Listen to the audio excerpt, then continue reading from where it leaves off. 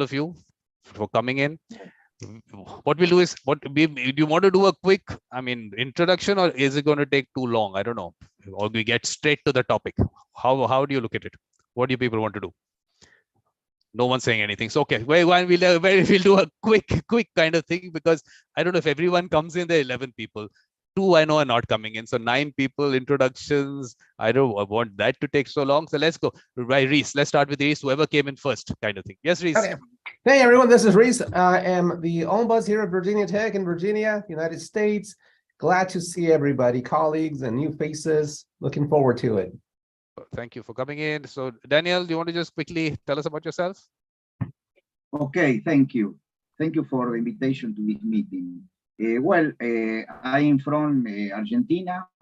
I have worked for a long time as a public accountant and auditor in international companies, and then my current Okay, so Daniel is facing a bit of a problem, so we'll get him in breaks when he comes back. So Daniela, please. Hi there, everyone. It's nice to see you. And I am Daniela Brancaforte. I use she, her pronouns, and I work at Georgetown University. I am the Ombuds for undergraduate and graduate students here at Georgetown. And I have lived in Argentina, so I wanted to hear what Daniel was saying. Okay, he'll come in. But Liz, are you Liz or are you Elizabeth? What are you today? If you're Elizabeth, you have to... Today I will be Liz. Yes. You're Liz, then you come in later. Leticia comes in. Leticia, please tell us a little bit about yourself. Okay. I will try to speak a little English, and sorry if I do it slowly. Yes? It's perfect. It's perfect. Your English is damn good. So please. Okay. My name is Leticia Basilotta. I'm teacher, lawyer, specialist in business mediation and Ombuds, certificate Centro Europeo de Ombudsman Organizacional. My project, Ombuds Argentina, aims to spread the figure of the Ombuds and its implementation in public and private organization.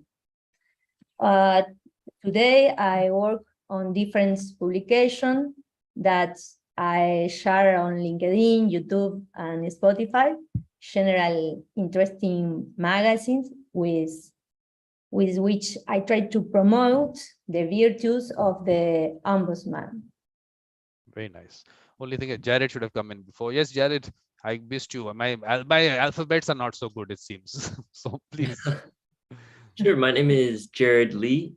I'm located in California right now because I'm an ombuds of UC Irvine, part of the UC California or University of California system, where we serve students, faculty, staff in the medical center.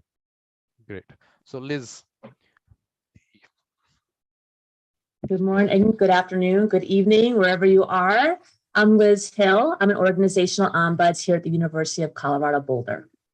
And Liz knows everyone, is what her claim to fame is. She knows everyone. Well, mostly familiar faces, yes. And I do know some of them personally, yes. Yes. Roberto, you want to tell us a little bit about yourself, or? Well, I am from Argentina. I come here only to hear and to learn. So I will be very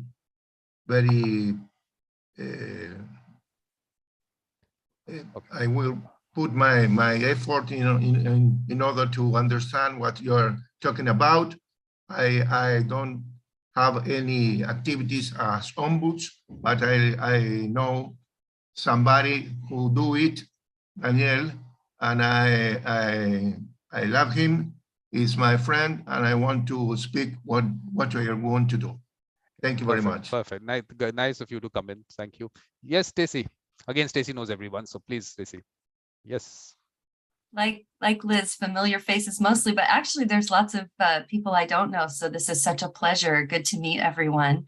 My name is Stacy Rouse. I'm also located in California, and I am part of the Emerging Ombuds Network and a member of International Ombuds Association.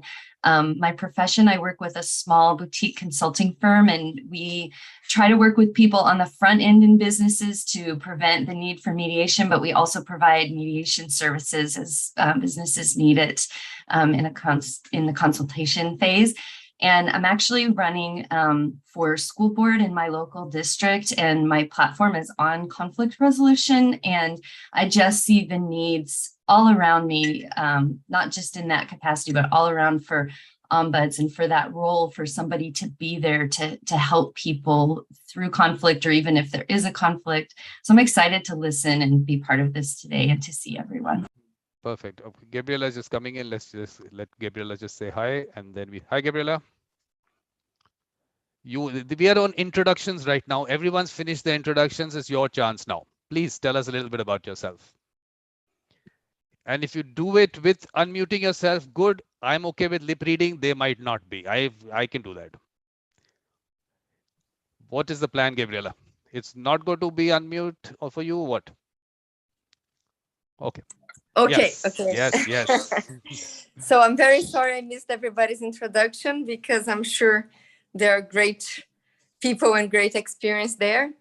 My name is Gabriela. I'm from Brazil. I live now in Geneva, and I have been an ombudsman in different organizations, and now I am a mediator for the International Labor Organization, which is my role is very similar to one of the ombudsman. We don't have the ombudsman office, but the mediator, which is me, does most of the tasks that are expected from an ombudsman, and some others. But anyway, it's conflict resolution and problem solving.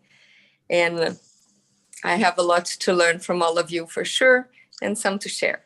But Gabriela, that's very interesting, because in the World Mediators Conference, we had a session on ombuds versus mediators. Daniela, Jared, and Stacy were part of that discussion also. So it's an interesting discussion, and I'm trying to build that aspect up. And we had another discussion on what ombuds as mediators and mediators as ombuds. So we had. I saw it. Yeah, so we had, of course, say the Liz was there, of course, Daniela, Jared, and Stacy were also there. But Gabriela, congratulations. I haven't met you since the time you went to Geneva. So thank you. Congratulations. And let me give you a background. Gabriela has been on various shows of mine. You must watch them. Interesting person. We've had very interesting conversations. So please, I mean, you go to Mediator Vikram, the channel, and you just search for Gabriela, you'll find those. But I'm also going to take 1 minute. I have to talk about certain things that have happened.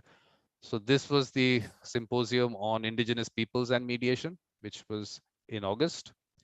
Then we had this in September on colonization, decolonization, and mediation. Of course, I am saying that please watch these recordings. This is what I'm setting up, the World Mediation Circle, which is a web of mediation circles in communities, schools, and organizations and everything. So of course, this will build as we go along. And this is what that discussion that we had on ombuds was as mediators and mediators ombuds. And then we have this happening today. Of course, some of them are not here because some like Bina has gone to the doctors, and of course, Caitlan could not make it. I mean, we forgot quite a few. This is a series that I do, Evolution of a Mediator. So this is part 4 with Danny Weinstein. This is the idea behind this series was that mediators, according to me, are not made in 40-hour factories. They go through so much in their lives to be who they are. So let's go through their life from their grandparents growing up, if we can, their parents growing up, them growing up, and whatever they've gone through. So this is on Saturday, 12th November. And this is the conference which is coming up on symposium. This is a symposium on philosophy and mediation. So anyone wants to participate in, please. So this is one of the first times this is in association with some other people. So this is the Hellenic Union of Mediators and the whatever. This is in Greek, so I won't be able to write the whole thing. So that's about it. So let's go straight into it. The why of it. Daniel, why ombuds? Why? You have to answer that, because this is a series of questions we're going to have. So why is the one we start with? Yes, Daniel. But again, this is going to be, if you unmute, it'll be helpful, because I may not be able to lip read. Daniel, you want to unmute? Okay, we'll come to Daniel. Maybe he'll unmute later. So, Gabriela, why? I'm going, this is alphabetic, okay? So don't think that I'm favoring Gabriela or anything. I will favor her. I mean, she's been on one of my shows, but this is alphabetic. Where Daniela? Oh, sorry, sorry, Gabriela. Daniela is down there. I'm on my screen tried to put them alphabetically, but Daniela went down. So Daniela is going first. Yes, Daniela. Why Ombuds? So Vikram, Mediator Vikram, I would love it if you explained a little bit about the question. So when you say why Ombuds, what are you actually asking? Look, you'll understand various of my shows. I keep it so broad and open that let answers come in. I do not want to direct it anywhere. So why Ombuds? Take it where you want. There is no set answer. We're not going in any direction. We're just opening up the discussion. So why Ombuds? Okay, so why Ombuds? I guess I'll take it into why this role here was created, and the Ombuds role here at Georgetown University. And I should have said I'm in Washington D.C. in the United States. It was really created because during the pandemic, it's a pretty new office. And there was such a necessity for students to be able to go to someone who could offer guidance, who could help refer students to resources that they may need. So navigating resources, solving problems, especially when everyone was online and people didn't really have a connection with the university. And to problem solve, to explore options that they may not have thought about. So that's one of the reasons that it was why Ombuds, just grounding it here at the university. And I think I'll turn it to the next person, or Mediator Vikram, to keep going on the discussion. So, Gabriela, why she's saying that is because last time I said it always comes back to me and then I take it there. So that's why. Okay, so yes, Gabriela, why Ombuds? I have limited time to talk about something that, I mean, we could write books together about this, but to make it short, and I have been on this discussion in different organizations as a consultant as well before, and here where they have this position of mediator and not ombuds, but it actually means ombuds in some senses. I believe that each organization has to design its own ombuds place, its own ombuds service, depending on the needs of the organization. So in my previous, my recent job as an ombuds, I had many hats. So I could serve the aggravated complaints from clients, and I had a team just for that, which is a completely different activity in relation to the second hat, which is internal conflicts and internal conflict management in general, because I don't like to call it only mediation. I think mediation is one of many tools that we have to use. And I normally joke saying that ombudsmen are like the, how do you say that in English? Ornithorynco or something like that. The animal that has many characteristics of different animals, but it's an animal in itself. So I believe we are like that as conflict resolvers, as conflict managers. So many times we are facilitators. Sometimes we are mediators in the short version of it. Sometimes we are negotiators, and sometimes we are decision makers. And sometimes we are just we offer suggestions and so on. So we can be many things, but we have to know what to use, when and how and why, and to whom. And we have to be mainly the central point or the initial point, the safe board where people enter the door to have an informed decision-making process in order to make the next step, which can be a multi-door courthouse, quote, as of Harvard, or can be limited depending on the organization. But what is important is that people can come to us under confidentiality to have their best opportunity in terms of choosing the next step. And then the third hat that I used, and here it's not with me, is ethical committees, ethics committees, and hotline and investigations, etc., that may or not be under the Ombuds hat, depending on the size of the organization and the needs of the organization and the culture. So, summarizing, why Ombuds? Because we can be flexible and we can be efficient, like very few others in the organization, because of our position in the organigram that allows us to be independent, confidential, and help people help themselves. So, Perfect. spoke too much, sorry. Did you see the heart? Liz had put out a heart. She's already in love with you. You'll be in love with her. When you hear her conversations, it's always nice listening to it. Yes, Jared, why Ombuds? I'm not pronouncing it properly, but Gabriela got the pronunciation right, but I'll just say Ombuds. Yeah, Jared. Well, I think Gabriela just said it so well. I guess if one thing I'd add is from an individual perspective, when someone is deciding where to go to get help, Ombuds, and they think Ombuds and why they might go to the Ombuds.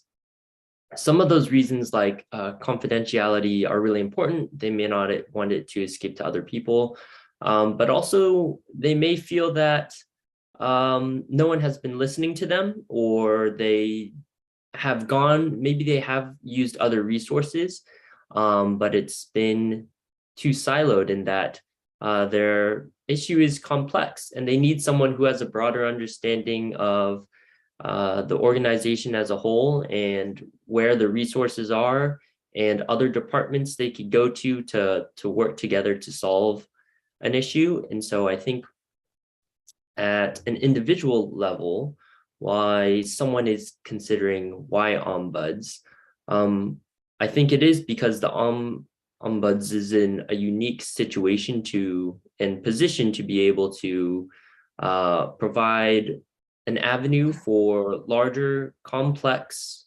situations and issues, while also being able to give individual attention, a listening ear, and confidentiality to each person. Perfect. Yes, Leticia. Why Ombuds? Okay. I think because in Argentina, conflict resolution has been widely applied for 4-year-wide public and private mediation. We have a mandatory mediation before starting a legal claim. There is mediation in all areas of life. In Argentina, there is an ombudsman, is the governmental sphere, but not the organizational ombudsman. The figure of the ombudsperson is unknown. Addition in Argentina are many laws that promote the development, such as, for example, recently the ratification of Convention 119 of the International Labour Organization against violence and harassment in the workplace, implementation of formal complaint channel, which will necessarily require the channel informal as a system for channeling conflict. In Argentina is a pioneer in passing laws that protect the rights of LGBTQ people.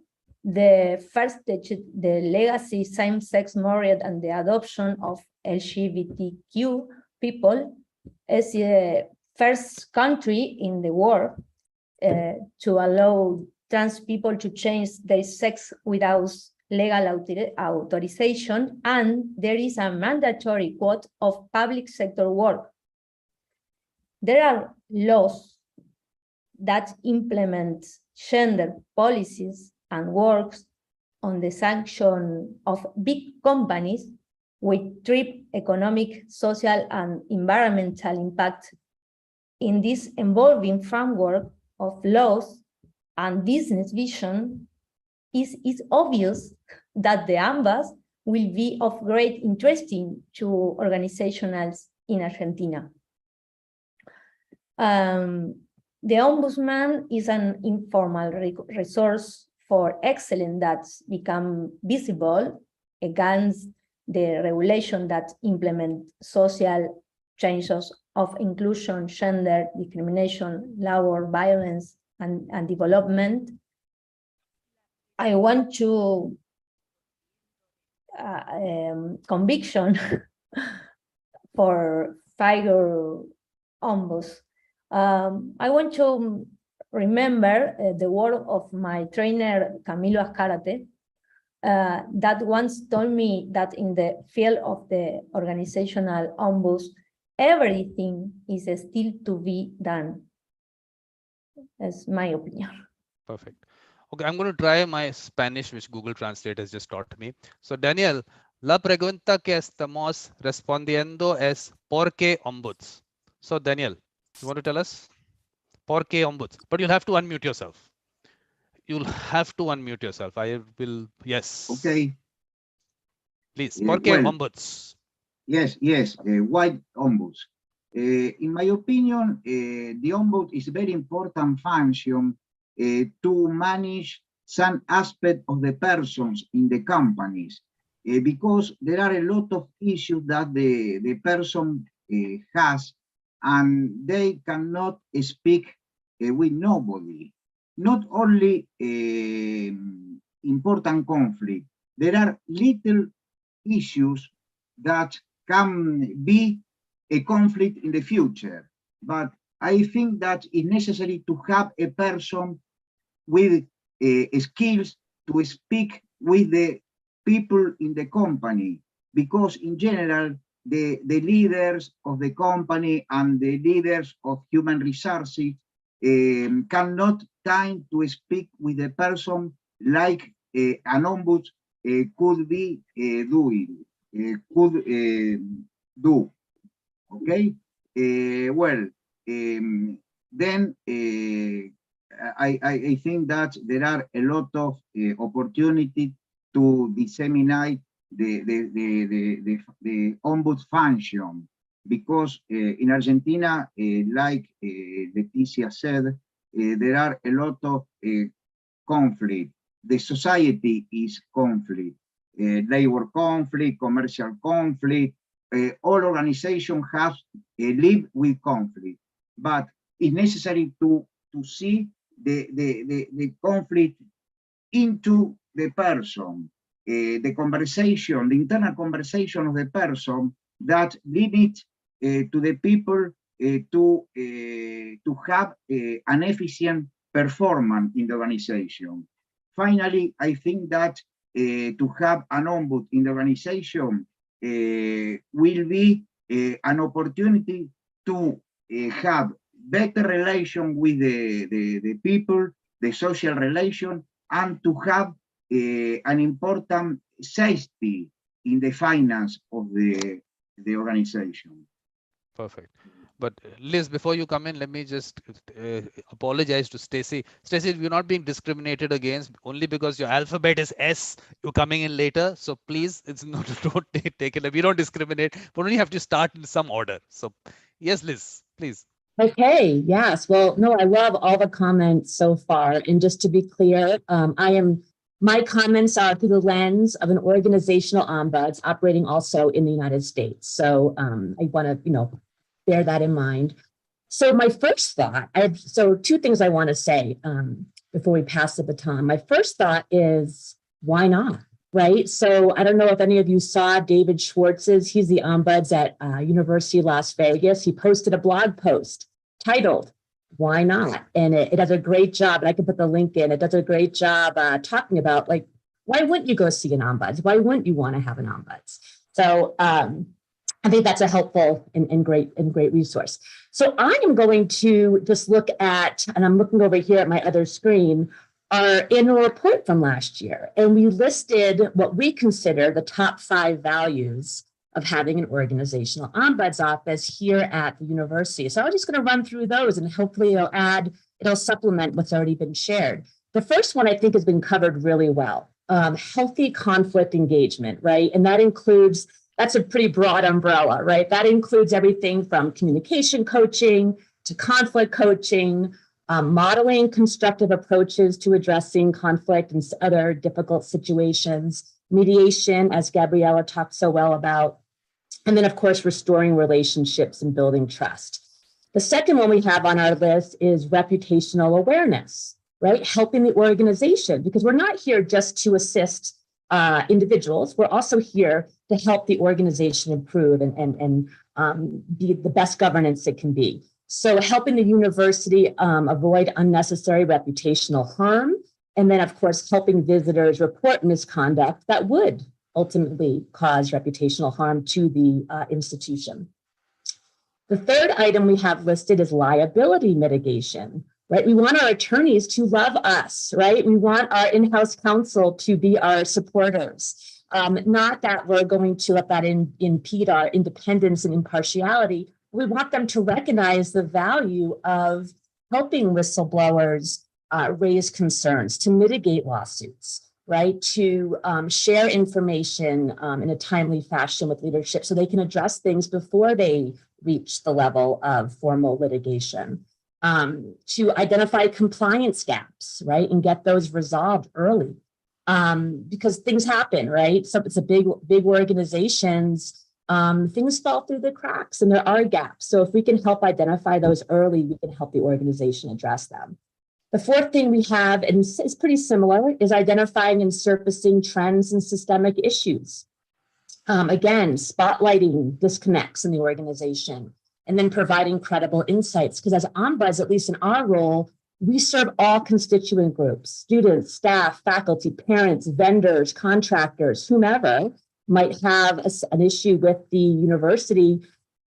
I don't know that any other unit on campus really talks to all, right, of those different constituent groups. So we're going to identify things and connect dots that other compliance functions, HR, others on campus won't know. And it's not their fault, it's just not their function, right? So we can really help complement those formal functions and provide that information in an anonymous way. And then finally, the fifth one we have is organizational strategist. While we do help individual visitors navigate university systems and processes and procedures, we can also help leaders strategize and navigate them as well. So I think that's an important note that we're here for all levels of an organization, from frontline employees to the CEO, chancellor, whomever it might be. So I'll end there and pass it back to you, Mediator Vikram. Thank you. Gabriela, now you've got Brazil, Lebanon, and Switzerland added to that, okay? So now it's going a little longer. Yes, Reese, please, why ombuds? Thank you. Oh my gosh. I think all of us, because I know it's a worldwide show, you know, in the US, there's a show called Shark Tank, where people pitch their idea to people that can invest in the idea. I know it's international because, you know, in Spanish, I think there's one called Jaula de Negocios, you know, where people are pitching the idea. So here's my elevator pitch, as I call it, for ombuds. And I always start off with a question, which is simply, you know how there's conflict in life? So think about it in your organization, wherever you work, wherever you've studied, wherever you've lived, any country, any government, any city, state, there's conflict of some kind.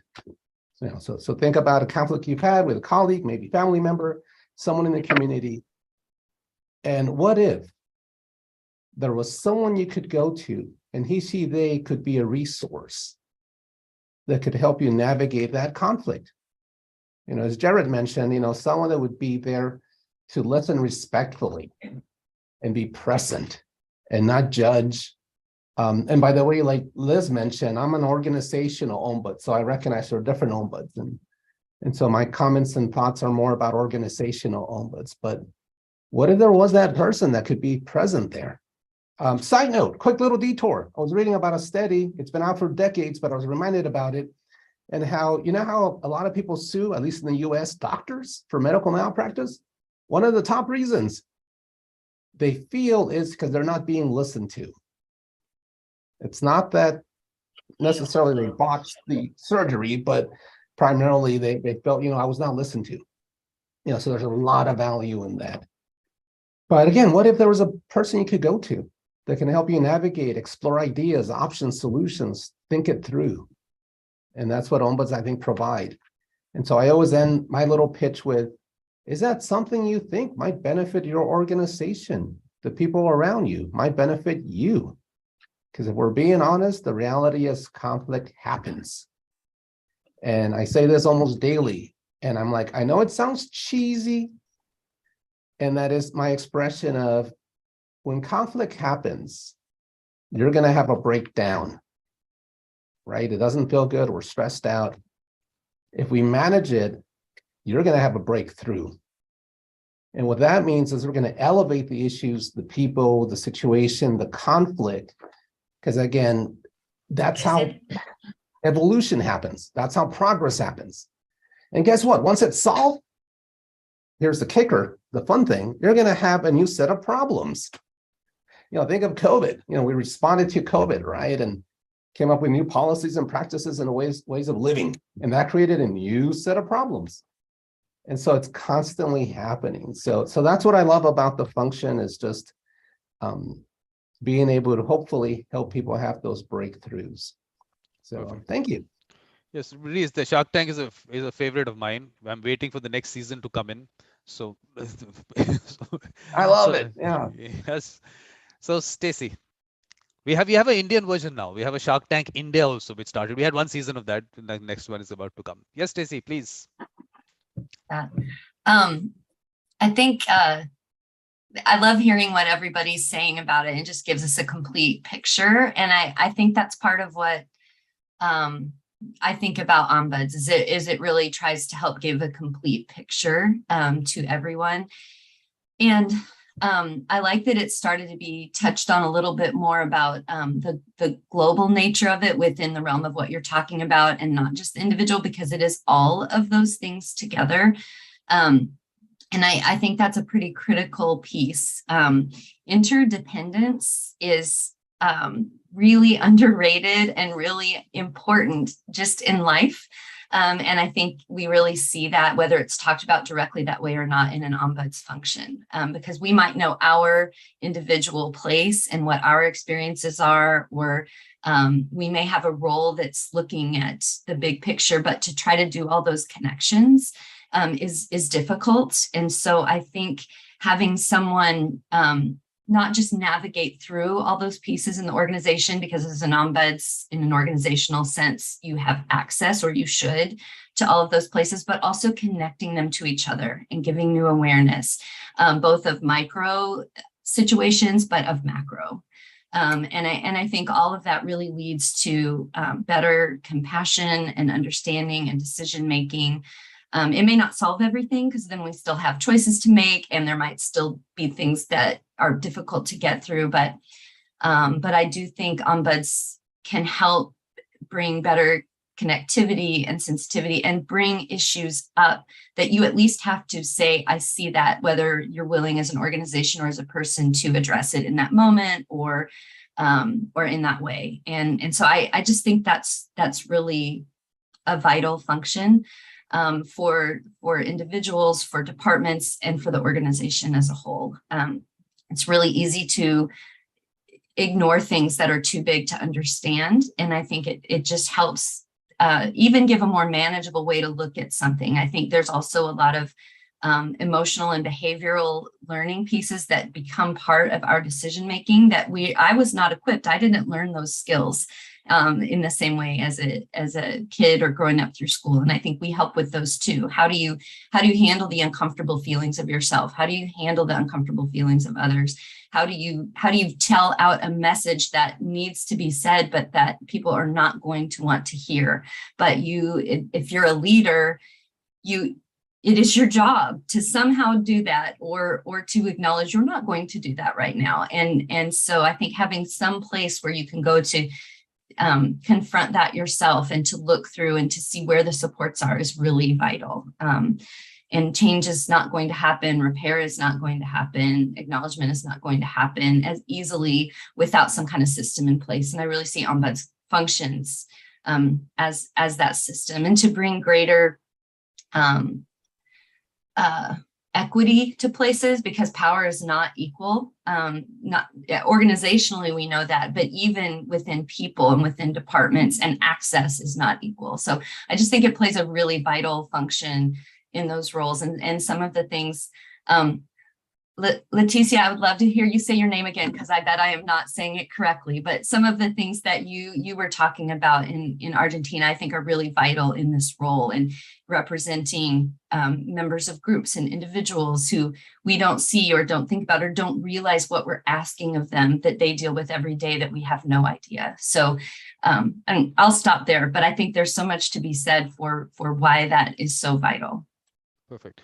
And Liz has put a link in the chat. Liz, why everyone else cannot see your chat is what I would prefer people just say those things out, because otherwise people who are listening otherwise outside miss out on that. But I'll put it up for everyone here. But basically, the article is about why not. This is what it is. Why not the visit? Why not the visit? The Ombuds. Okay, whatever. So Ombuds office. This is what it is out here, and I'll put it up in the chat also. So now we move to the next one, Daniel.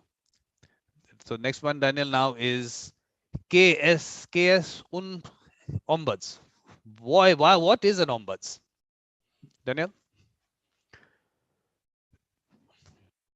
Okay, I think that the Ombud is a professional with skills to maintain a conversation with the different persons of the organization.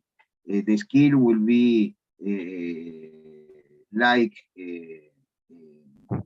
heavy skills, legal skills, rules skills like the ombuds need, and some skill to maintain trust of the people of the company, to conversate, to speak with them in an environment with a confidentially and trust environment. Well, and on the other hand, I think that is very good if the Ombud has skills in the management of the organization, to know how the organization live, okay, and the culture of the organization. Okay, thank you. Daniela, what is an Ombuds? So I think an Ombuds is very many different things. And I say that not to be trite, but really because as someone was saying, I can't remember who, you really have to understand your organization and the needs of your organization.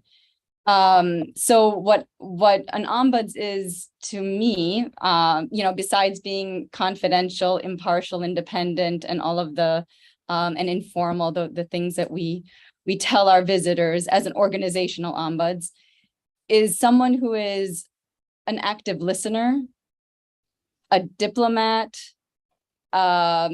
someone who is flexible and adaptable, doesn't prejudge the conversation, remains as unbiased as possible. We all have our biases, so that is, of course, difficult, but as much as possible, trying to see the multiple perspectives that there may be. So that is what an Ombuds is, just, I don't know, grand scale. We can also, there are, of course, the definitions of organizational and classical and advocate Ombuds, which we can define. Someone else can probably define much better than I. As an organizational Ombuds, I'm also, again, an Ombuds is someone who is trying to understand the power dynamics of an organization, how the system works and where it doesn't work, where those tension points are, so that that they can be pointed out to the people who can affect change best. So I'll stop there. Yes, Daniela, I know you don't like my general open way questions, but it just brings out some interesting aspects. We don't know what will come out from it. So that's why, please bear with me. Yes, Jared, what is an ombuds? I think that when I'm thinking about how it's differentiated from what other things are, I can't help but think about the kind of back to the why, a little bit of the purpose and the function of the ombuds in terms of who is the ombuds really serving and representing. Sometimes people wonder that, is it the organization? Is it the person that they're talking to? Is it certain groups? Is it whoever's just benefiting the other person in conflict? And I think that the what of the ombuds ties very closely to the ombuds is really serving more of this immaterial type of fairness and informed decision-making that is beyond any individual inside of an organization or even the organization in and of itself, but impacts the individual, the culture, which I know that Daniel had mentioned, the culture of an organization and the organization. And I think that the way that they do that makes the ombuds role unique as well, through mediation, facilitation, through coaching, through some of these actions of what the ombuds does, really makes it stand out in terms of how it impacts fairness within an organization, how people are making decisions, and how they're interacting, and what makes up the culture of an organization. Perfect. Yes, Leticia, what? The what, we answer the what. I think it is a person who listens to another person, a safe space for people to talk their problems, concerns, and different problems. And the ombuds and change agent generates learning by the mere fact of going through an ombuds office. It accompanies, empowers, informs, and generates options for visitor. It leaves a mark of experience in learning that will be incorporated for future conflictive situations. It's open paths to new ways of seeing realities. Oh, perfect. Yes, Liz. So I would say, I like what Daniela was saying about it depends, because that was my thought too. It really depends on what the organization is looking for and what it thinks it needs and what it thinks an ombuds, what it wants an ombuds to do. I know we're not here to talk about all the different models, but the three primary models here in the US, and I know I'm overgeneralizing and oversimplifying, are organizational, classical, and advocate. So, what is the organization looking for? Are they looking for someone to do investigations? Well, they probably want more of a classical model. Are they looking for someone to advocate for a particular constituent group? They probably want more of an advocate model. Are they looking for someone to do what a lot of people have already shared as far as strategic listening and mediation and helping informally navigate issues within the organization? That's probably more of an organizational model. So really understanding what they need and want so that they can adhere to the appropriate standards of practice, because each model has their own. So having said that, my kind of flippant answer is we are a Swiss Army knife, and that might be kind of an overused analogy or metaphor. I'm not even sure what that would be. I'm not, but we have so many tools and resources at our disposal, and we do, as others have said, so many different things. That's what comes to mind for me. I'll stop there. But Liz, when I said why ombuds, you said why not ombuds? You said, I liked what Daniela said, which means you did not like what Daniel, Jared, and Leticia said. Can we take it like that? Okay, I didn't mean it that way. If that's how it came across, I apologize profusely. That is not my intention. I'm just trying to make some comparisons, and that's what came to mind. So I love what I'm everyone taking it said. from yours. Why? Why not? You look bad. That's not nice. Who said it's going to be nice? Whoever Coming said. back. Yes, Reese. Why? What? Mm. Thank you, Vikram.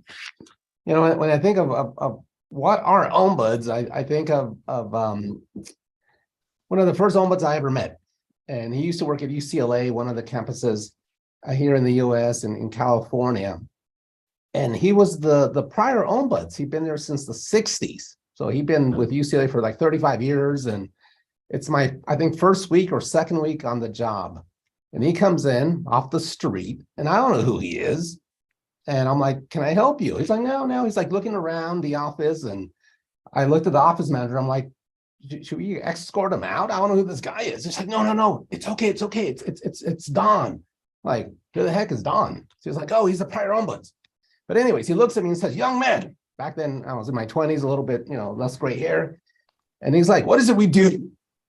And I looked at my little manual. I'm like, oh, we're confidential info. I was like, no, that's BS. He was a little more profane. And I'm like, okay, I don't know. What do we do? And he took a piece of paper and started writing and said, think of at least in academia here in the US, as a medieval fiefdom. And I'm like, where's he going? Maybe it's a good thing he retired, because this doesn't make sense. He's a little crazy. But as I listened, he's like, there's different roles and functions everybody plays. And so, not in a disparaging way, but he's like, if there's a kingdom, who takes care of the house? Who cleans it? Who makes sure it functions? It's the staff, it's the employees. And then you've got, in academia, you've got, the Duke, he's like the chancellor, the president, the CEO, the head of the organization. And so he went through all these different roles. And at the end, he's like, and where do you think the ombuds fits? And I'm like, I don't know, but I'm curious. He's like, you're the court jester. I'm like, what does that mean? He's like, well, in every society, if you look back at our history, just globally, there's always been a person in a village, in a community, in a kingdom that played kind of the confidant, the friend, the colleague that people in leadership kind of trusted. You weren't supposed to lose your head. And the court jester kind of represents that as and Don Hartsock said, Reese, we don't have any authority, at least organizational ombuds. You can't force people to change, do things. You can't subpoena people. But here's the power you have, and that is the power to tell stories and ask questions. Now, he didn't explain why is that powerful, and I got it years later, when I'm like, oh my gosh, that's how people change. That's how we influence people.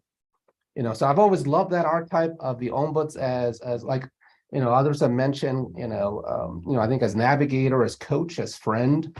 One of my favorite little stories, it's kind of silly, but if you ever watched The Lion King, a little Disney movie from like 1990s or something, and Rafiki, he's a little monkey. And I feel like I'm the little monkey at times, where I'm kind of like try to be lighthearted and flippant at times, but not disrespectful. I probably will be here in this little session at some point. But, sometimes we need that different way of looking at things. And that can help us, again, have those little breakthroughs.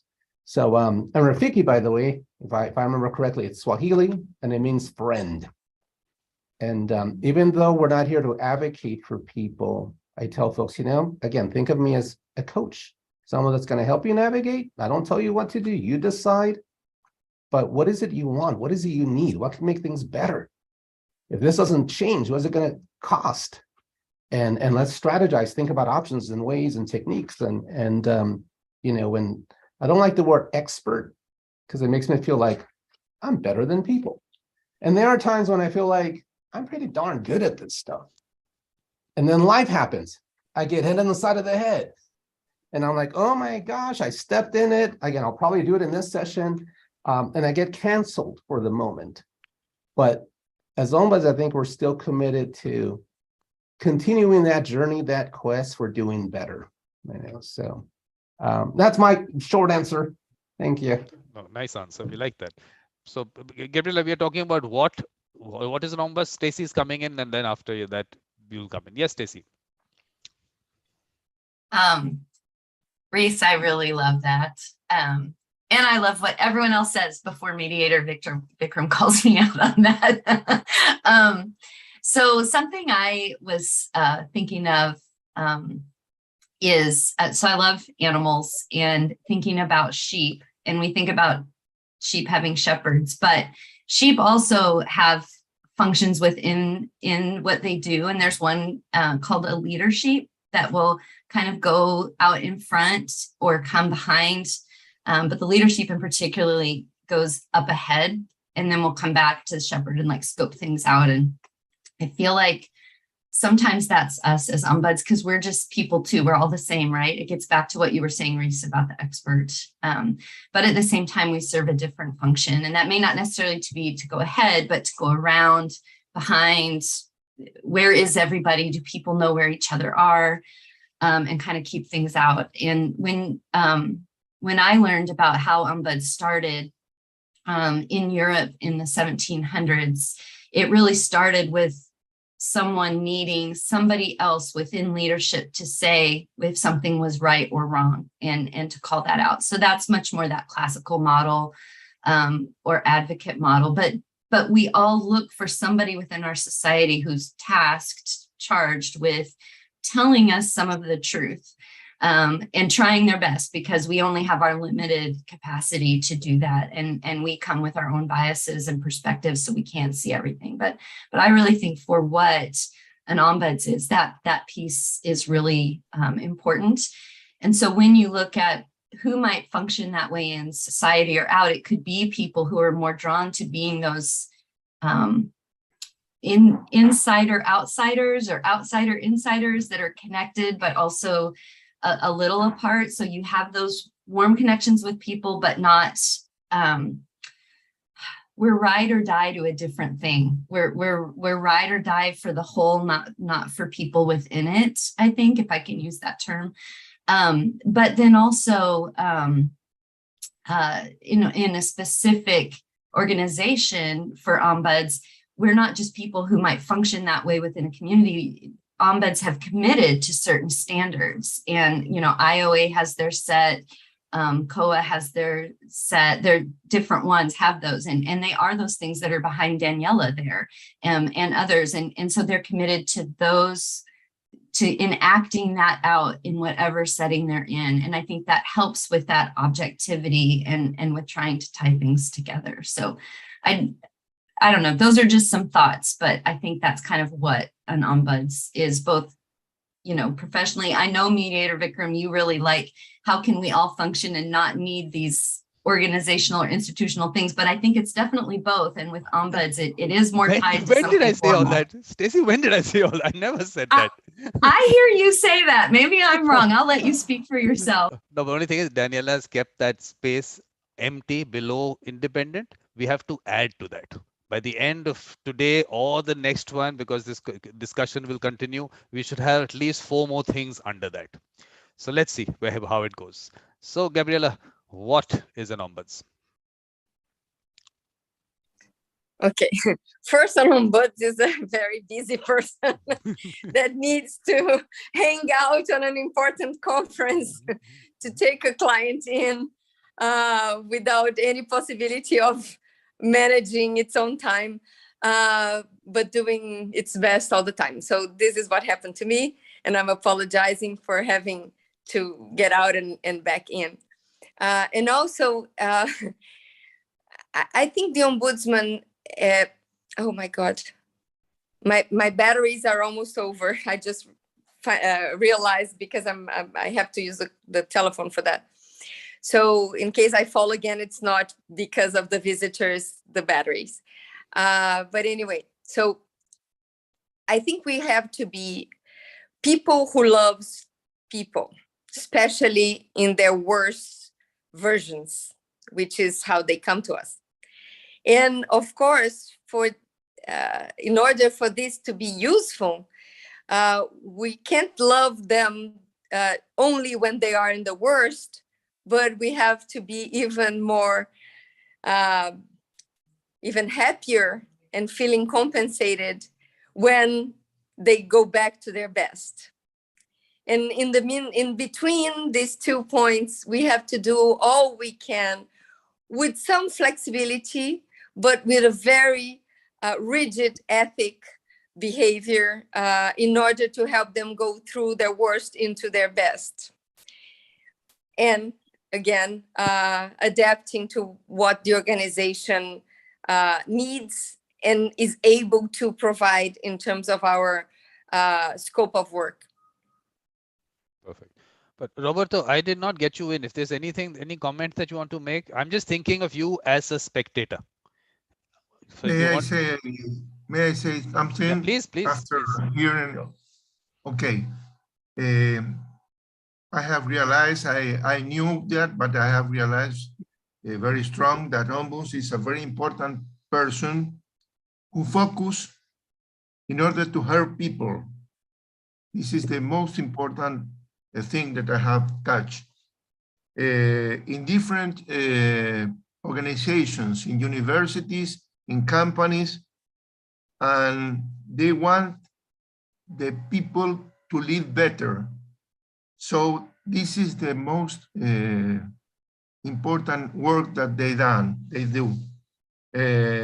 They have to respect the laws, companies' culture, and the objectives of the position of the person who is talking with them.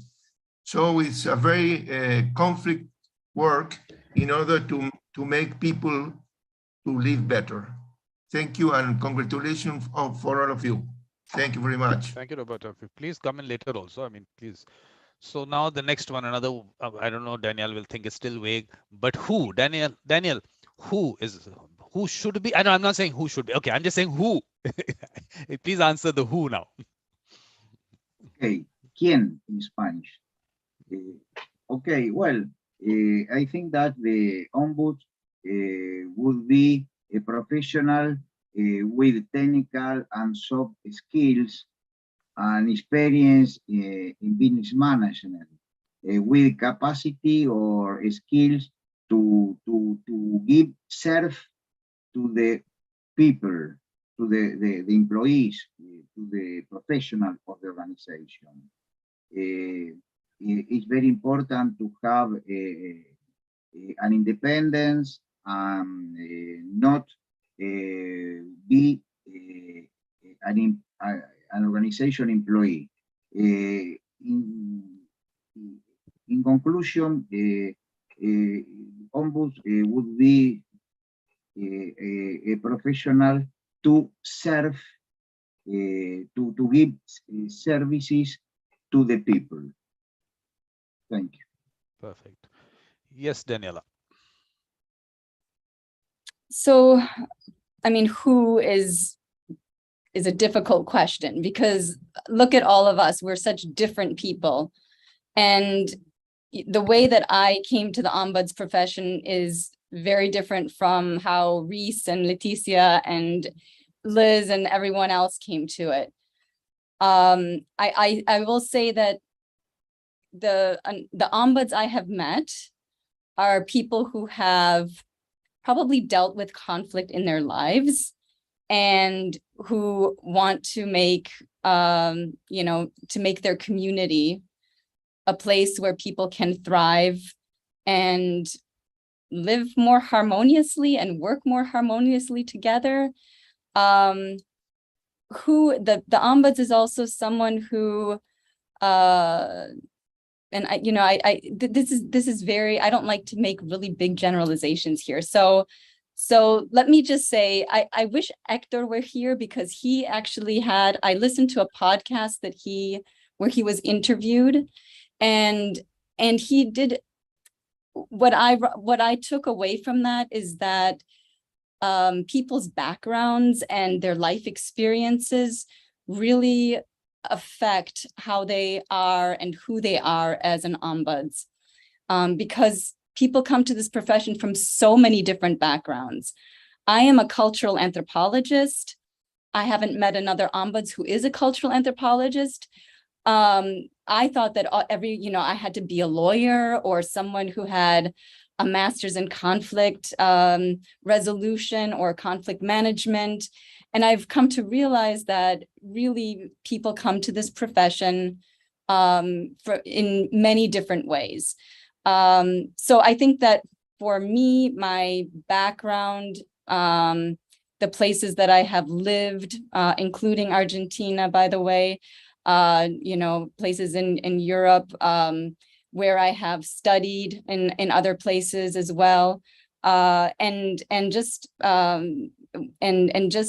even my family background, being the daughter of immigrants, and all of this comes together in who we are as ombuds and how we listen to people. But, and Daniela, the same thing, but I was telling you about that series, that evolution of a mediator.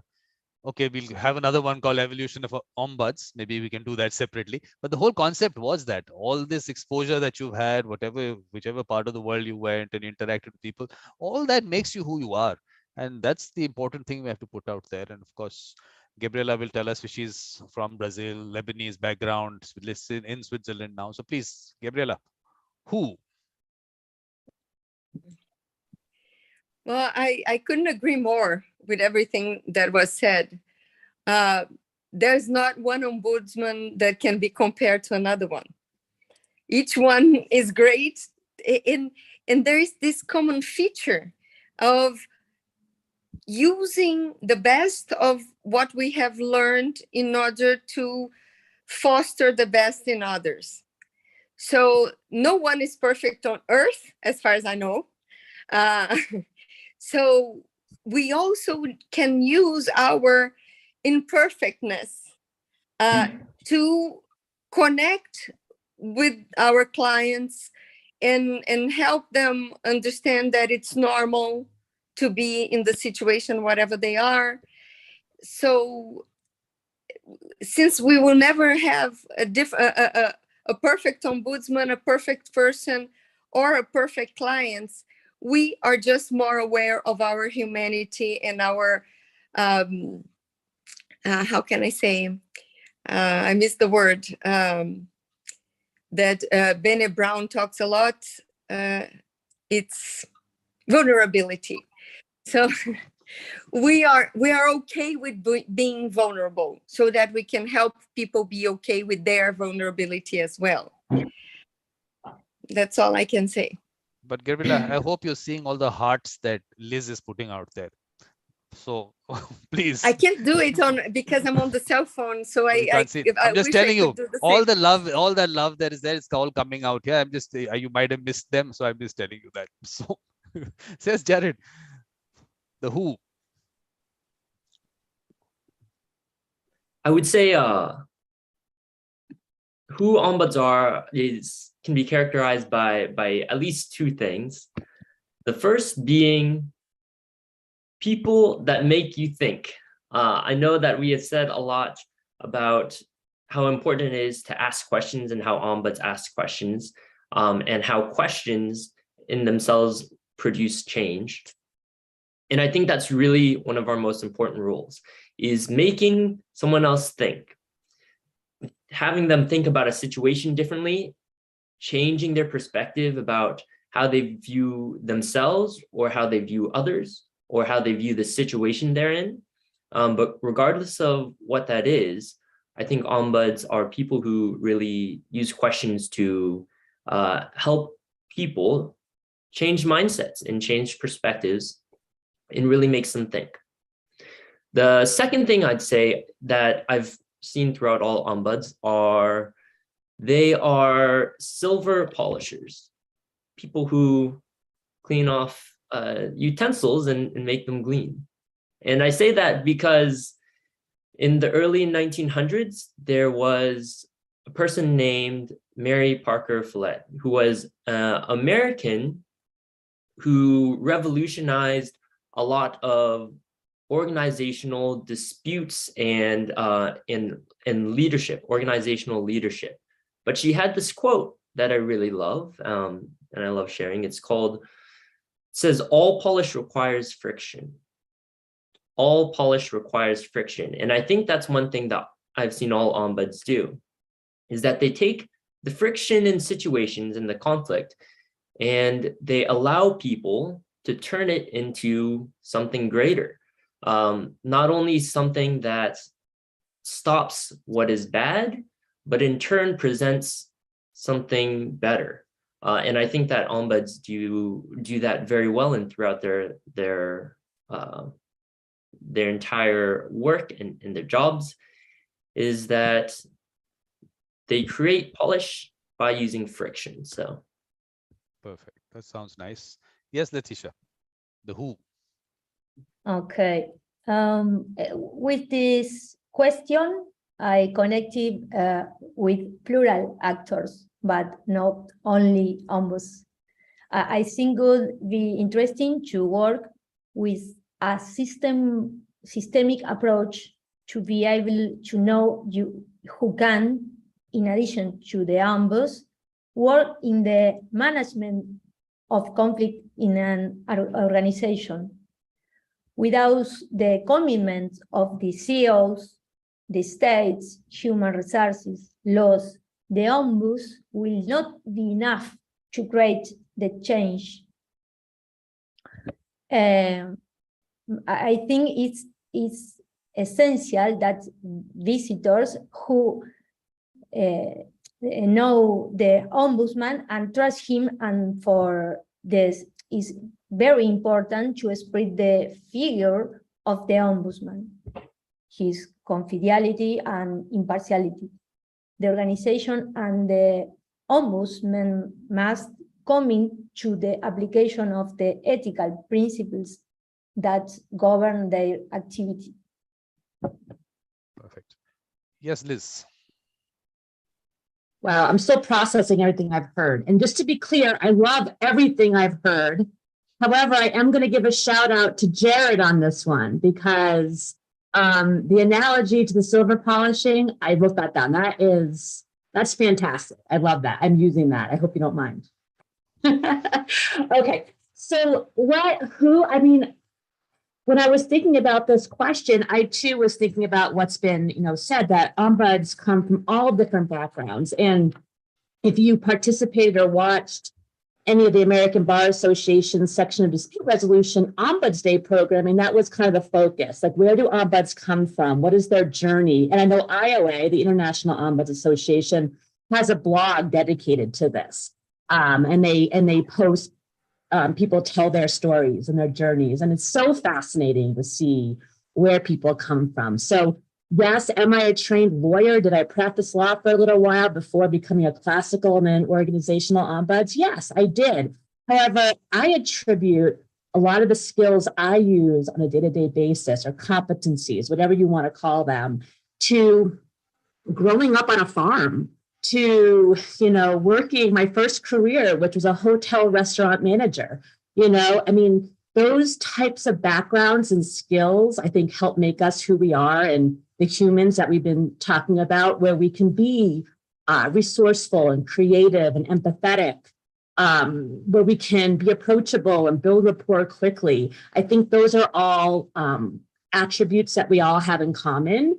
And that's what allows us to be credible, right? We have to be people, I think, of strong integrity. And that's, I think, an underlying piece of it. And there are people, I'll just end with this, there are folks in our profession now who are researching, what are the core competencies of an ombuds, no matter what kind of ombuds you are, no matter what model.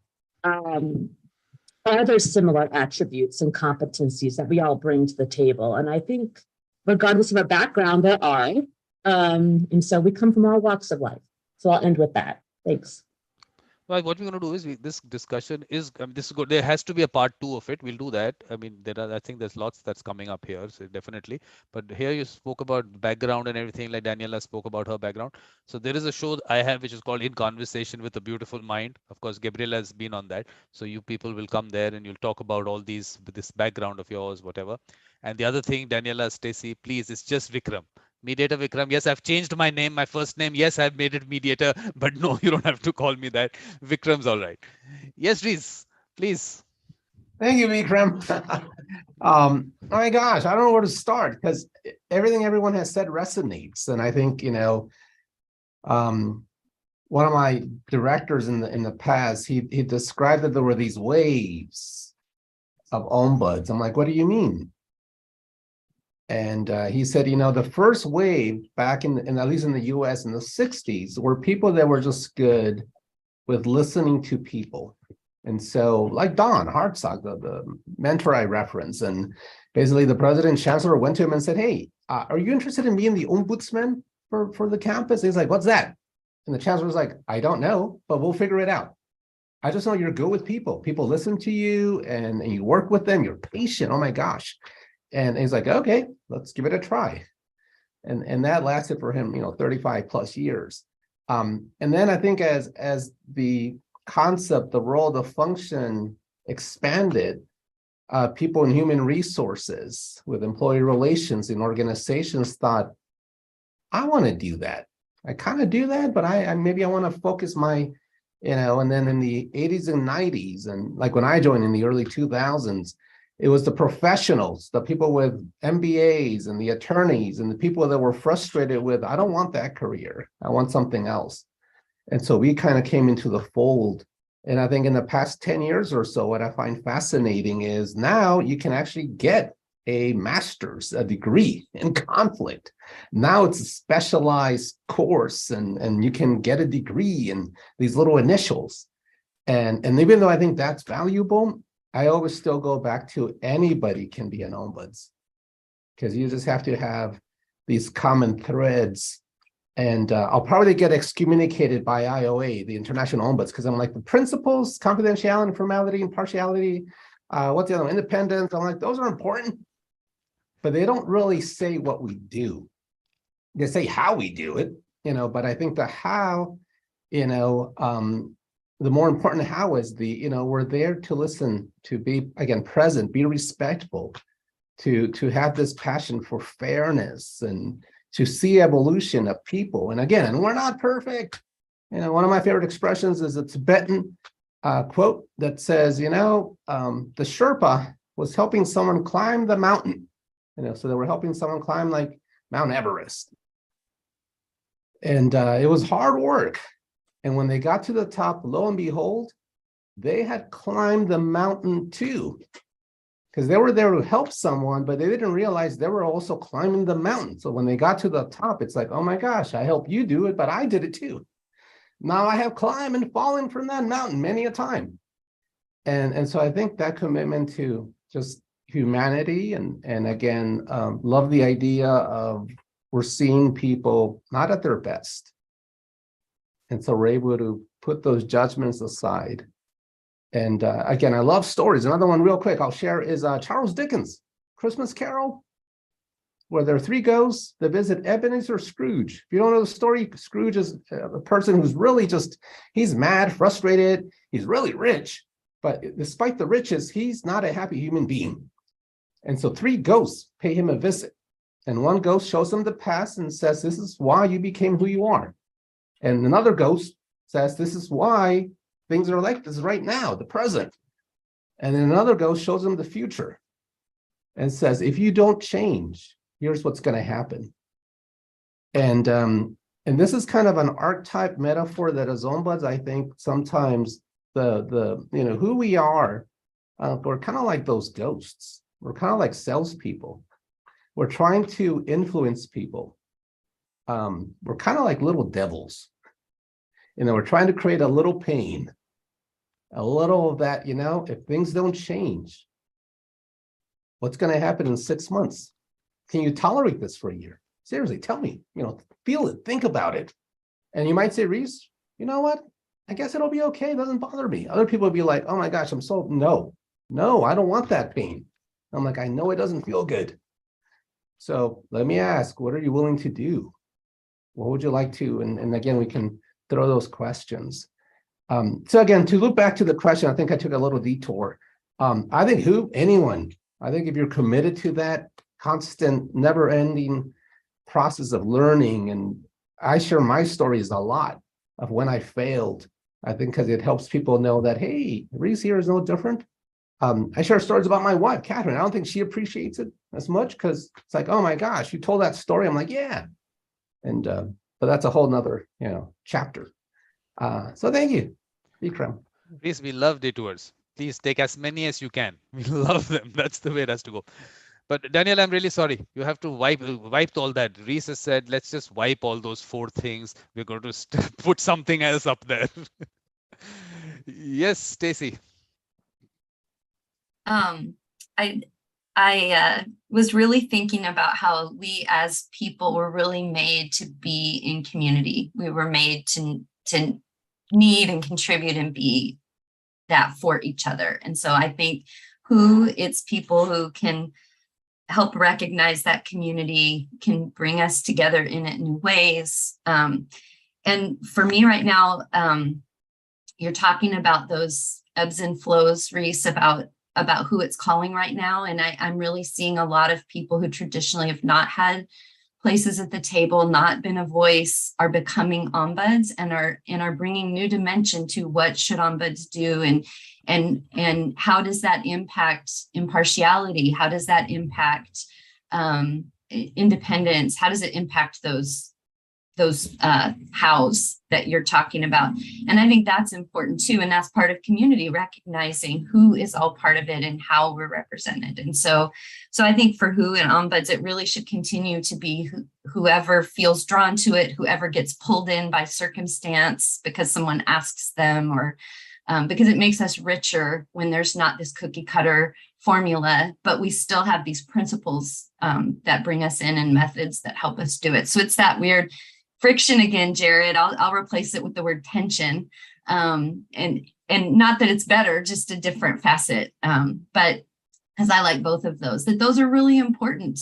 Too much tension hurts things, but not enough, and you don't have any motion. So I just think for who it could be anyone with an asterisk of who and how and why. So I really appreciate the conversation. There's a lot to think about. Yeah, let me just give a little background because a lot of you might not have seen the other 2 discussions that we had. The idea was, I feel that this is a very important role, yes, but the only thing is not popular. I mean, in the US, you talk about 50 years, but it still hasn't really taken off. So we try to figure out why, because on one end, I feel this is something for people with the mediator mindset, because here I am promoting mediators and I want them to have work and lots of work in various ways. So I feel that's a role, of course, for people with the mediator mindset. But at the same time, what is the larger role of ombuds? What are they doing? Do we need to divide it? Because we're not stuck with words. We're not stuck with the fact that it's called ombuds and now we are stuck with it. If we have to change it, why not? I mean, organizational mediator, I'm okay with that. I mean, I'm just thinking of it how I want to broaden it. So that's the background of this. Roberto, if there's anything that you want to come in, and of course, Stacy wants to leave at some point of time. Stacy, everyone has to leave at some point of time. But okay, Robert, anything that you want to? You're leaving, Stacy, now? Yes, you're leaving now, or you're sticking for something? Well, I was gonna leave, but I want to hear Roberto, and then I'll leave. Yeah, and we are going to do a part 2. I want to do it on the 9th of November. If you people are available, let's do that, because I think I mean, whether the topic will remain the same, but it's a continuation of our discussions on the ombuds. So 9th of November seems to be a date. Please put that down. So yes, Roberto, anything that you want to add to this? Yes, Roberto, anything? No. Okay, perfect. Thank you very much. Perfect. So what's the next one? The how. Daniel, the how. Okay, well, I think that the ombuds should be an external professional, and I think too, if there are a lot of big companies of lawyers or auditors and different consultants, is the big or the ombuds company should be to give services to the companies, but an independent professionals. Then it's necessary to have a matriculation in each country, and to have a reputation like the lawyer has and the auditor have, etc. Well, mainly an external professional to the company. Thank you. Perfect. Daniela, please, and don't say it's a vague question and I don't know what you want me to answer. Just whatever comes to your mind. I only said that once because I was the first person and I was on the spot. So the how, I mean, for me, I know that you want me to erase this, but for me, really, the how comes to these the code of ethics and standards of practice that I learned from the International Ombuds Organization. So I will go back to that because it provides a framework at least. And everyone is going to work differently. And every situation is going to be different, but this at least provides my framework. So I always tell visitors who come that, you know, this is a confidential and safe space and what that means. And for some, it means the world because they don't know where the heck to go to talk about their issue or the problem that they're having. And just making, you know, being aware of the fact that this is not going to go anywhere. Our conversation is not going to go anywhere outside of the room or the Zoom room. Makes a huge difference. So that idea of confidentiality, you know, being that informal space again for resolving conflict. These are sort of my standards and the how of what I am doing. And then when I think of how, it's also the questions we ask, because when I, you know, as an anthropologist and as an ombuds, I'm always trying to reframe whatever comes at me or whatever questions I want to ask in the how instead of the why or the what. So, you know, reframing questions and asking how questions is that other how ombuds idea that I want to bring up. Okay, when Daniel wants to leave, he can just say, Daniel, want to say bye to everyone and then you want to leave? Okay, well, I need to go out of the meeting. Thank you all. But Daniel, Bye-bye.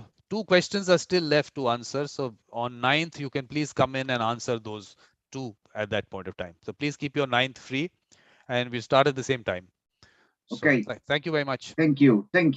Bye-bye. Bye. So Daniela, what you need to do is, why don't you add on to that board? You said safe space. Let's just put it down there. Let's put safe space and we'll keep adding some things. Everyone will put something down and let's see how it goes from there. So safe space, anyone else want her to add something there? Any word coming up right now, or we can always do that later? Yes, Gabriela, how? So I want to add something, and I also want to apologize for having to leave after that. Okay. One thing that I have seen, and I'm part of Ombuds Association, not only the IOA, but also in Brazil, some Ombuds committees, etc. And Vikram mentioned something very important about this function that is so important, and we see how good it can do to the organization, whatever it is, public or private. But why is it not so popular? And my reflections to that is that many times it's not a common law knowledge in many countries, like Leticia mentioned in Argentina and also in Brazil. In Brazil, it's starting to be more and more common because some economic sectors, the insurance market, the financial market, and the health market, like health plans, etc., they have legislation making the ombuds for clients mandatory, but not the ombuds for staff or for ethics committees, etc. So this is always a choice of the organization to have or not, most times for reputation reasons is when they think of it. So with all of that, awareness starts to raise a little more.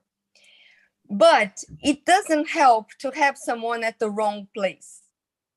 And the only right place to enable the person, whoever the person is, to do an ombuds work at its best is to be literally connected to the top management level. So we are not executives. We cannot be executives because we cannot be seen as competing to any of our potential clients. On the other hand, we need to be prestigious, to have a prestigious enough place so that when we knock at somebody's door, the door will be open.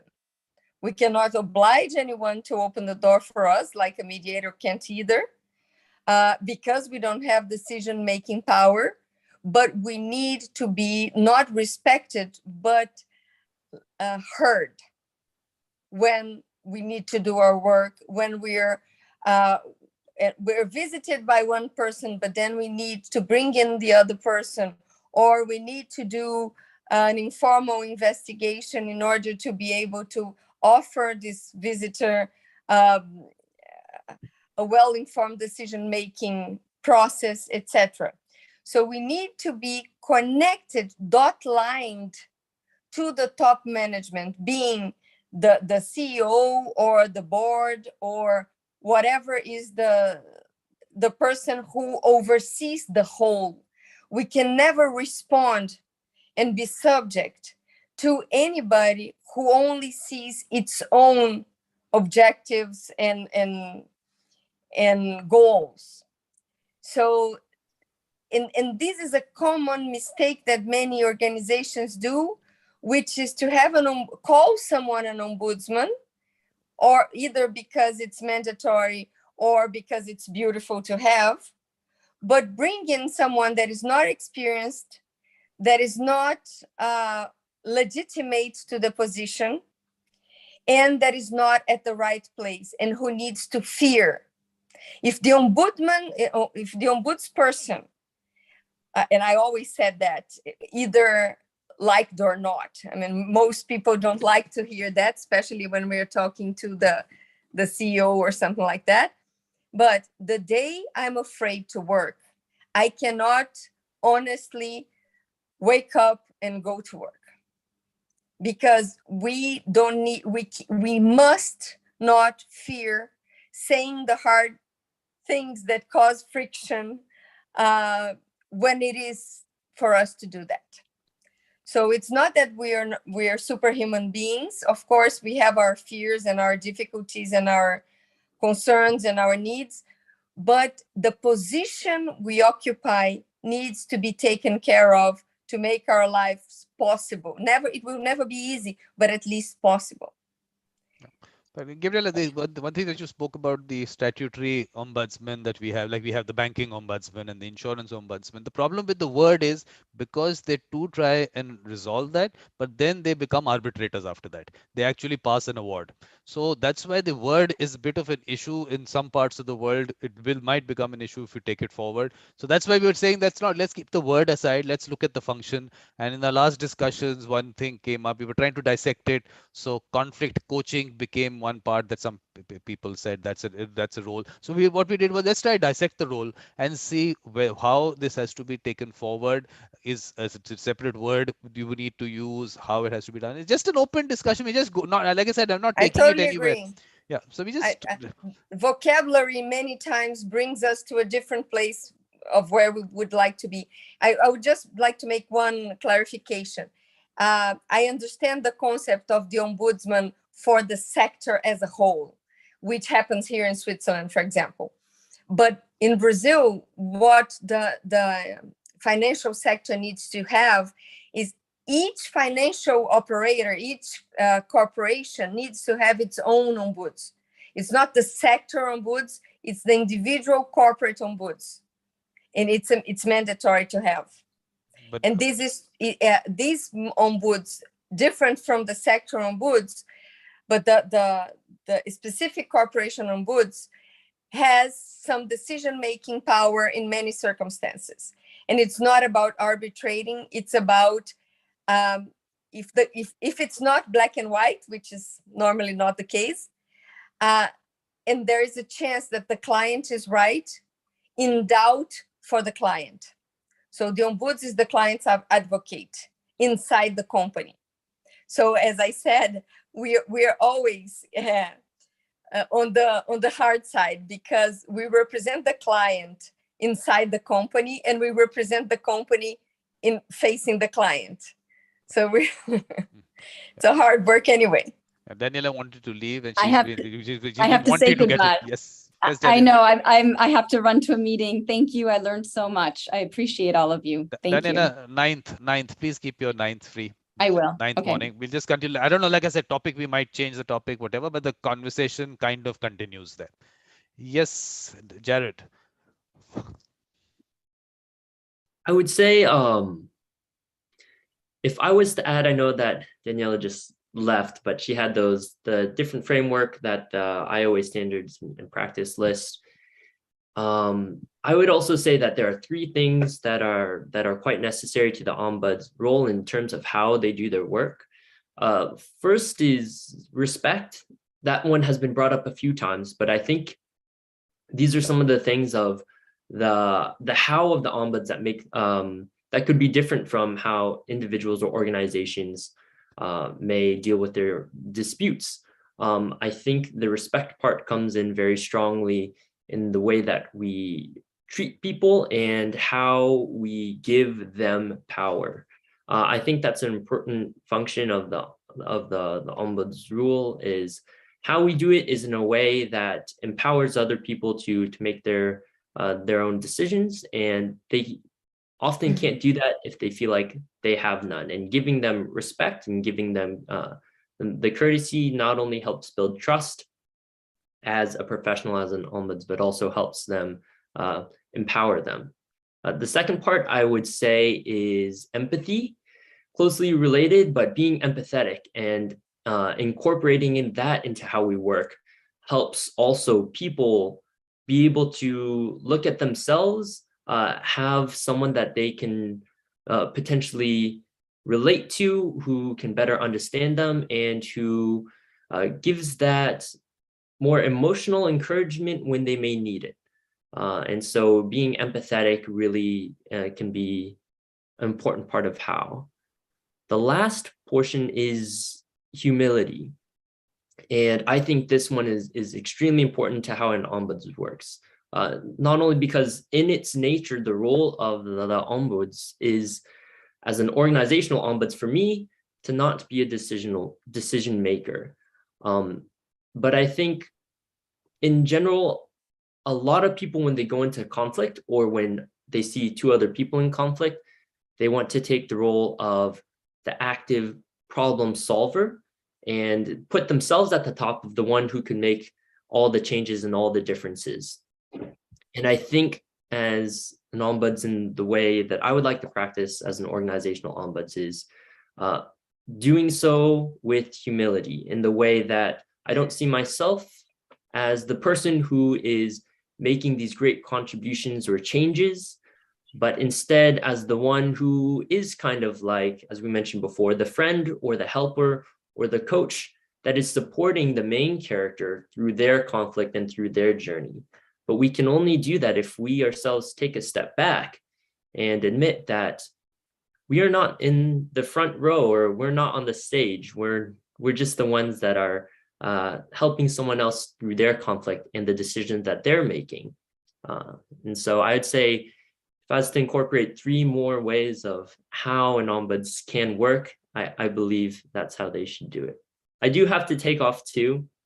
I wish I could join on the 9th. I think on the 9th there is another ombuds called Cal Caucus group meeting that I believe will still be going on the morning of the 9th. So I may not be able to make it, but We'll can see. change it to the 10th. Not a problem. We're Oh, flexible. okay. We're as flexible as can be, Jared. We have to get you in. That's the whole idea. We can I don't release know. that. I'm not But- sure if Reese may or Stacy, I think, may be going to Cal Caucus. We'll negotiate. We'll see. find But it. thank you Yeah. guys so much. I appreciate hearing your guys' stories and seeing. I love hearing from you all, especially from people from Argentina and Brazil, whose perspectives I feel like I can really gain from as well. Yeah, So but Jared, thank let you me guys. tell you, you can only come for that discussion if Liz has given you a heart during that Yeah. whole thing. Has she given? Yeah, I think you've got one. So yes, you can come in. I give everyone hearts. I'm giving everyone the love. I'm giving You everyone have the to love. give everyone, otherwise they won't be able to come to the next discussion. We have to Yeah, keep it. I need to bow out too. Thank you so much, Vikram. I'll be there on the 10th. Yeah, perfect. All Thank right. you. Bye. Bye. Bye. Yes, Leticia, the how. Yes, I want to say goodbye. I Yeah, want to okay, say goodbye. okay. Excuse Bye. me. I want to say goodbye to everybody, and I feel my admiration of your work because you are focusing in making the best of the better. So I admire you. Thank you. Thank you to allow me to be here. Thank you Thank very you, Roberto. much. Thank you for coming in. Please, it was a pleasure having you. Thank you very much. Bye bye. Thanks. Bye. Bye. Yes, Leticia, the how. How? Okay. I think that work must be done to inform the value of the ombuds for the entire organization in the human and economic aspect. In Argentina, we still have a lot of work to do because it is cultural that a lot of money is spent on lawyers, but not on working on problems. When we go to litigation, the problem has already been unresolved for a long time. The Ombuds resources active listing, coaching, especially the virtues of mediation, empowerment, information, periodic reports, studying the conflict from different perspectives will make it possible to benefit both the people and the organizations. Okay. Yes, Reese, the how. Yeah, thank you, Vikram. The how, you know, I don't know if I can really add much more to what's been said. You know, besides maybe one thing that I know for me, I'm always constantly thinking about, and that's, you know, as whatever we're called, ombuds, mediators, peacemakers, peace finders, you know, coaches, conflict resolution, you know, troubleshooters. We always have to act with courage. And best way to explain that, what I mean is again, another story. And this is Hans Christian Andersen and the Emperor's New Clothes. El Rey sin ropa, o El Rey con la ropa nueva. And you know, I think many of us know the story that this king wants the finest of clothes. So he hires someone and they don't know what to do. So they make up a story and say, well, here you go, but only the wisest among us can see this. And so he pretends, oh yes, it's gorgeous, and puts it on, walks around the kingdom naked. And everyone goes with the lie. No one calls it out. No one says, wait a minute. Has anyone told him there's nothing there? Maybe he's wrong. And who is it finally at the end that speaks up? And it's a little kid, he, she, they, who say, and there's no judgment, right? They're not saying, oh, he's stupid, he's an idiot. They simply say, wait a minute, don't you all see he's not wearing clothes? So he's making an observation. He's pointing things out. And so it's that idea of speaking truth to power. And so, you know, I think this idea came up a little bit ago about how ombuds should report to the highest levels possible, because it makes it easier, right, to have those conversations. Because I know in the work I do, I get people that come in and say, you know, in our office, our department, our college, whatever, you know, it's been said we should speak freely. Something's on your mind, ask, point it out. We welcome that. I did that in the meeting. After the meeting, my boss came to me, they said, do not ever do that. That's embarrassing, made me look bad. Don't do that ever again. And so they don't have that voice. So it's one thing to say, here's what we value. And another to ask, are we in alignment with those values? Because sometimes we're not. And so I think Ombuds help bridge that gap and say, here's what we're hearing.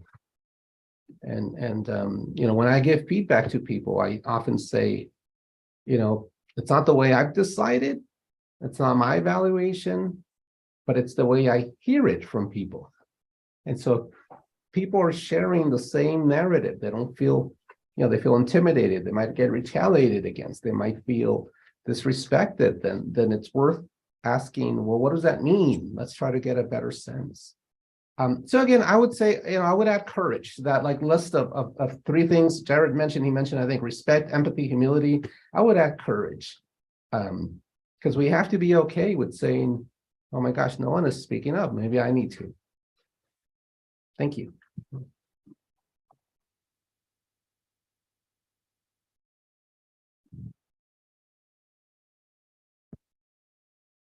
You're on mute. Vikram, No, I you're am. on mute. I was just, I'm just saying that let's just all these things that you said, let's put them all down. And so that when we continue the discussion, let's get everyone to talk about each of them if they want to, because we still have 2 questions.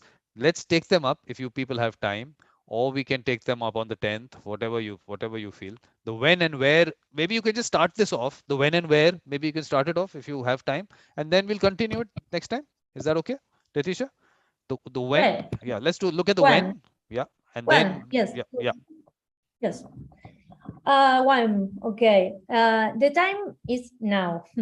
The changes are too fast: political, economic, market, competition, regulation, technology, global crisis, climate change, among other factors, affect the organization.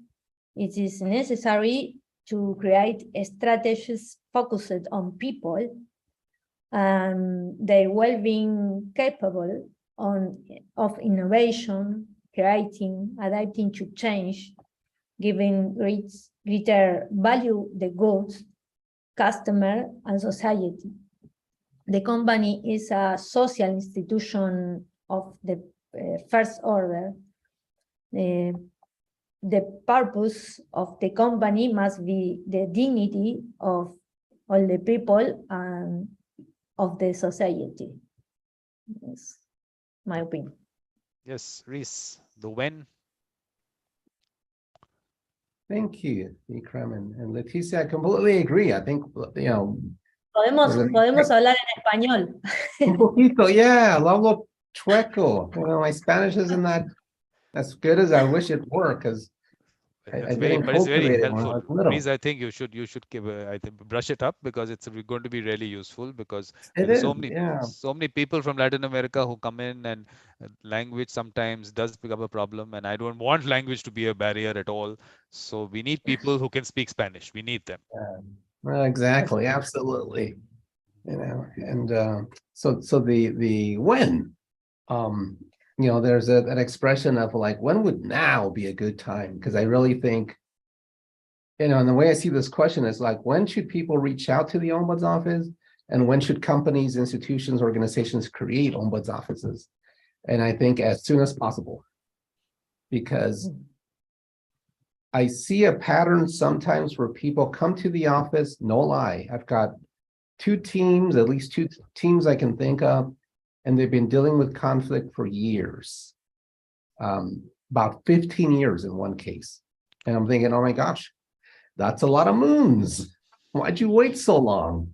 And because they're like, oh, there are moments when everything's okay, moments when it's not, it goes up and down. And so they've just tolerated it. I'm thinking, oh my gosh,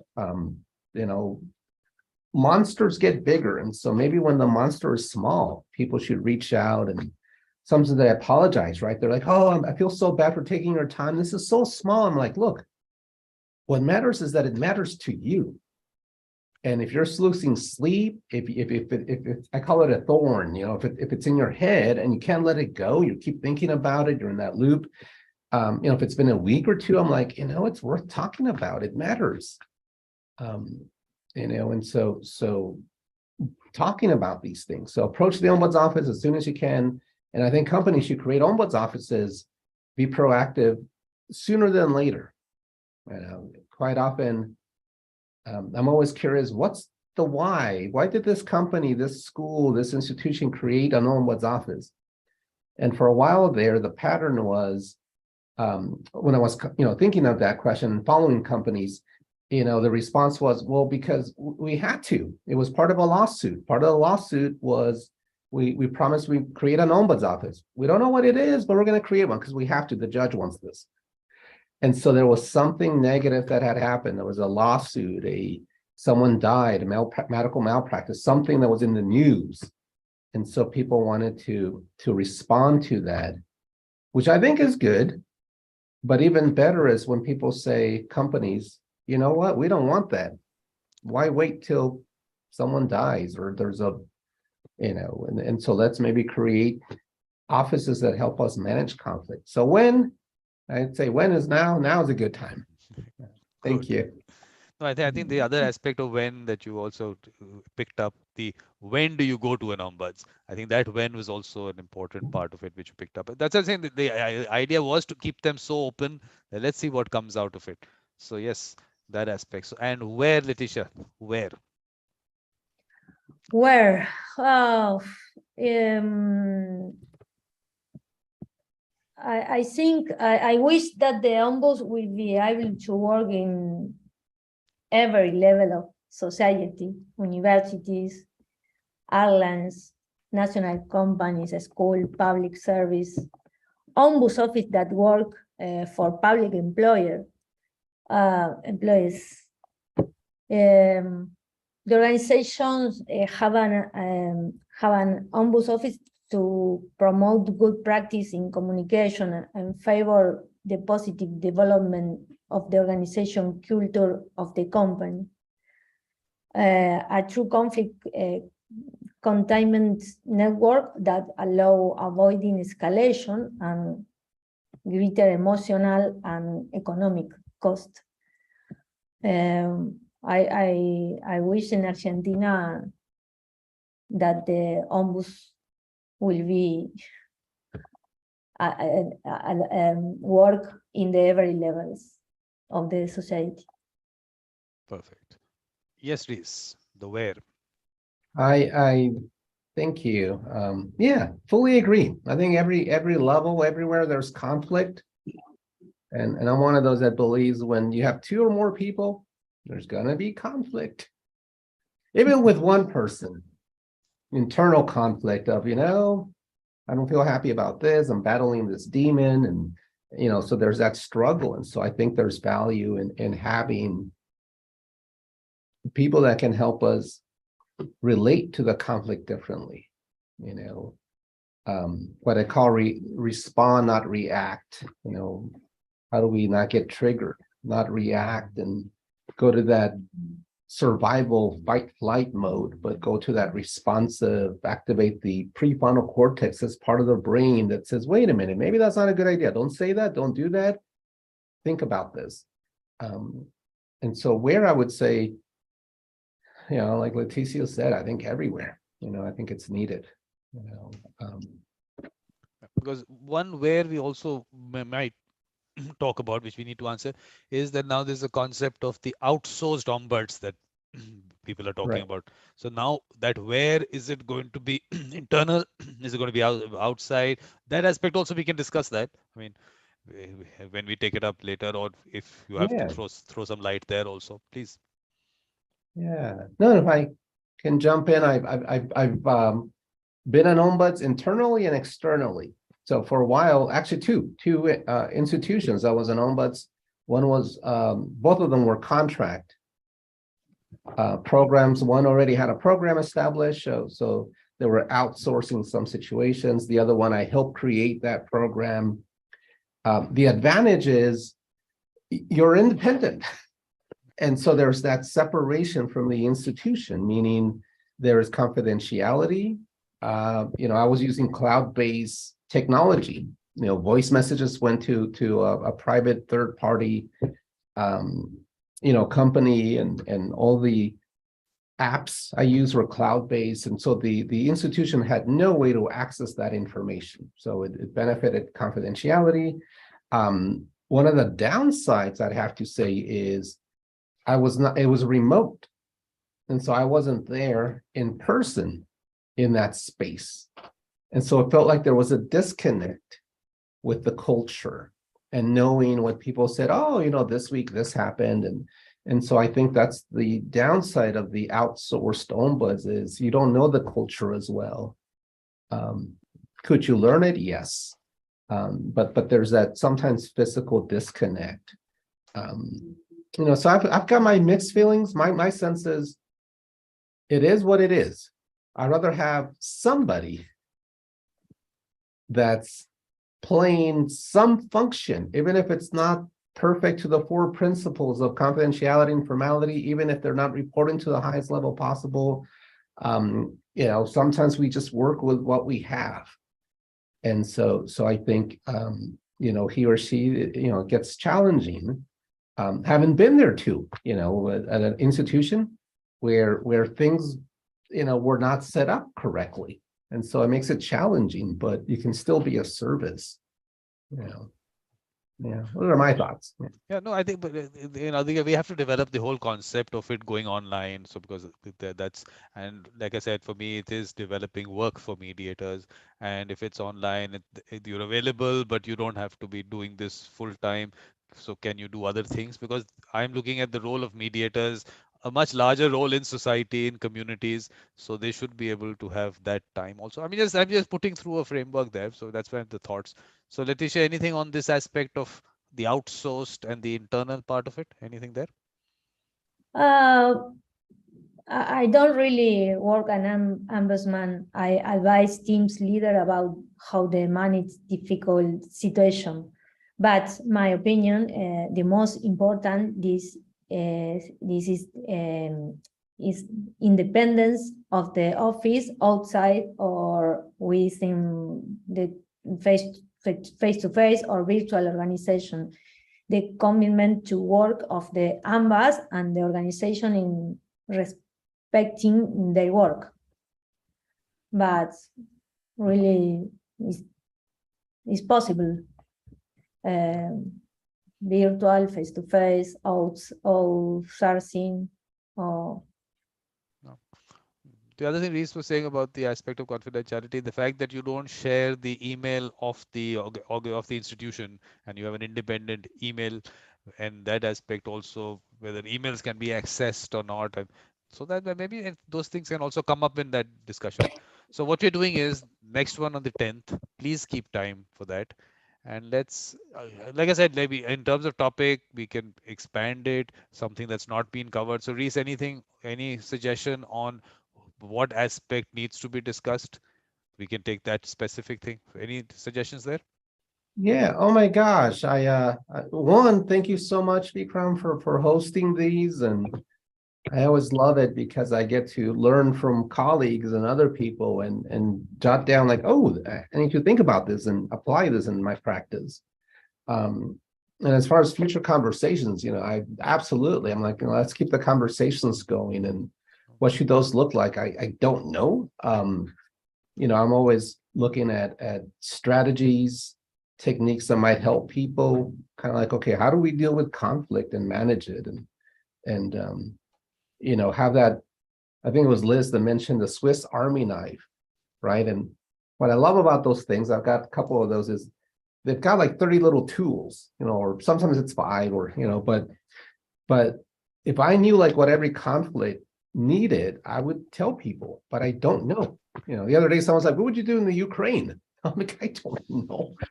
I gave an answer. I'm not proud of it, but I won't repeat it. But I'm like, it's complex. It's multi-layered, and you've got to negotiate within factions and communities, and then elevate that, and it's not that easy. But anyways, I think maybe conversation and strategies or techniques that might help people. But again, I'm open.